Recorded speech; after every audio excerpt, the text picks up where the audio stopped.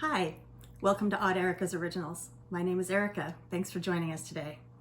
Today, really quickly, I thought I'd show you a very simple technique that I use for a lot of things when I am looking to make use of what's left over from other projects. In this particular case, I'm talking about batting. And batting, you can see here I have a very long strip that came off of a quilt. And I hate to throw all of this away. You can use leftover batting for many different things. You can use them for table toppers or table runners or bed runners or placemats, all kinds of stuff. In this case, I'm going to put this together into fat quarter size batting so that I can use it as practice for my free motion quilting techniques. So I have a bigger piece that I can use that I can just doodle around with and do some free motion quilting tests. But of course, this is not going to be big enough. So what I'm going to do is cut this up again and then sew it back together again using a simple zigzag stitch. Just a couple of things to note: that there is a right and a wrong side to batting. Now in this particular case, I'm not exactly sure what batting this is precisely, but what you can see, maybe on this batting, is that there's one side that has kind of a sheen to it, and there's one side that's a little bit duller. And the side that has the sheen to it also has bumps sticking out. And on the back, you see these little dimples in here. This is actually the right side of the batting. And another way you can tell that is if you take a pin and you stick it through and it moves through with ease, that's the right side of the batting. If you go on the wrong side and you see some resistance like you do here, that's the wrong side of the batting. The reason that is important is that when you are stitching on the right side, you are not going to have any bearding. If you try to stitch, believe it or not, on the wrong side, what can happen is you can have what's called bearding, and what it is your needle gets stuck and pulls batting up through your project. Okay, so you try to avoid that.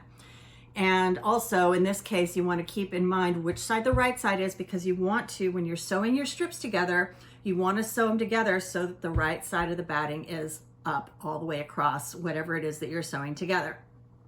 Last thing, what I like to do is make sure that I have a straight edge of my batting before I start sewing it together. And it doesn't really matter for the first two pieces necessarily, but you can really quickly get out of control with how your batting starts matching up or not matching up, and you can end up with some really strange pieces. So I like to just take it over to the table, cut off, make just a nice clean cut, make sure it's lined up, and then start sewing together. I use a zigzag stitch that I typically make it about a 6mm stitch. Now my machine will accommodate up to 9mm, but 6mm seems, width-wise, seems to do just fine.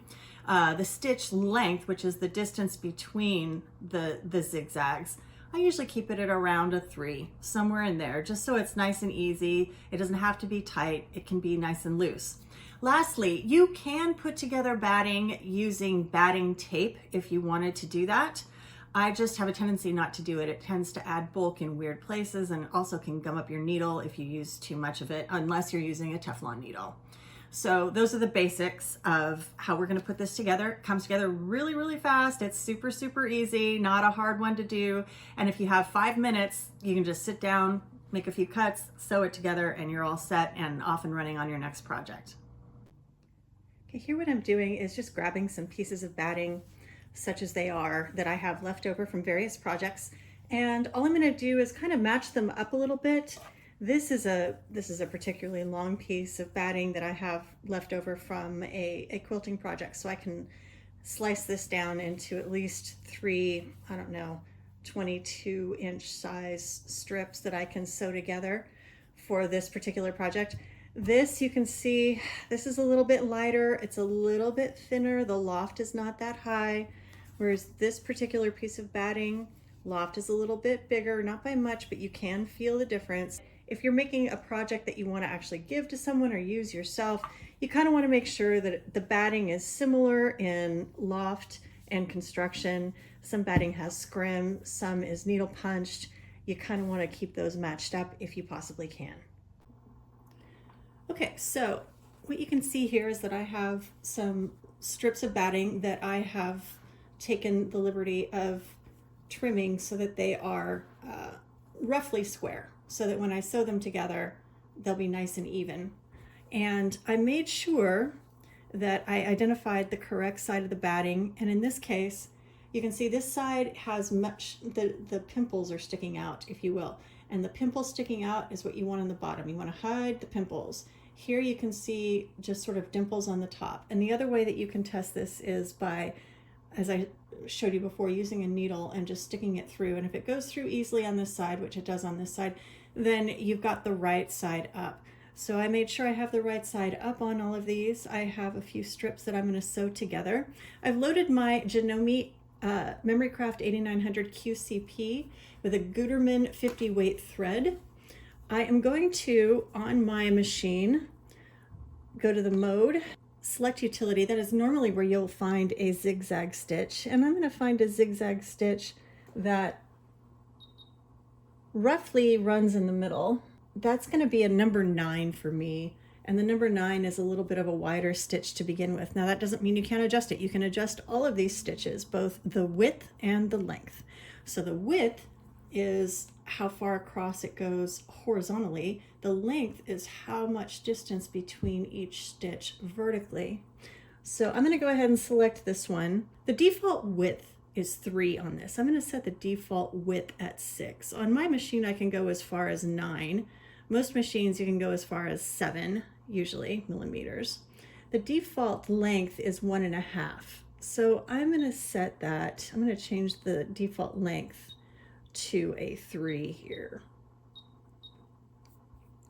And that's just going to give me, it doesn't need to be really tight. In fact, if you make it really tight, you're going to end up making it pucker.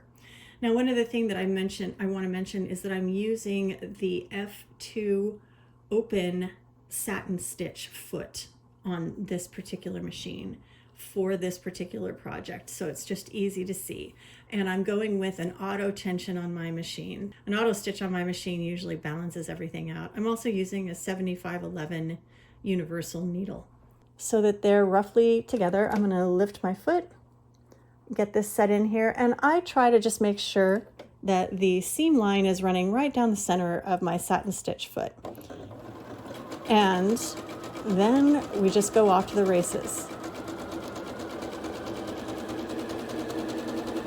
Make sure that you kind of keep that seam line in the center and that you're kind of holding these pieces roughly together as they go. And the machine will really take care of the rest for you. You don't have to do a whole lot after that. And then right when I get here, you can, if you want to, do a back stitch, and I'll show you what the back stitch does on this. It just goes regular all the way through like it normally would. Some back stitches, like if you're doing, for instance, a blanket stitch, some back stitches will actually end up doing a fixed stitch for you instead. But you should read your manual for your particular machine, and it'll let you know what it's going to do for you normally. And then you can also get around that in other ways if you need to do something a little bit different. If you need it to leave the needle down, leave the needle up, do a fixed stitch, not do a fixed stitch. You can play around with it quite a lot. Okay, so let's just do this one more time. Again, I'm going to pair this up. I've made sure that the right side of my batting is facing up. I'm pairing this up, centering it down the center of my satin stitch foot. Sorta, let's see if we can get it to stay there. All right, and I'm going to drop my foot down. Maybe make one last little adjustment here. There we go. And let's give it a go. And you notice at the very beginning, it does do a little fix for you. Just a couple extra stitches, make sure it stays in place. I'm not being too fussy about exactly where this is. I'm just trying to roughly keep the seam in the center because I have chosen a wider stitch. So I'm not too terribly fussed about it.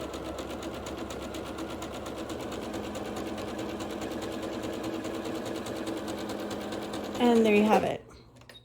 Again, you can do a back stitch on this. You don't really need to, particularly not for batting situations, because batting is something that's going to be placed in between something. But you can see how nicely this turned out.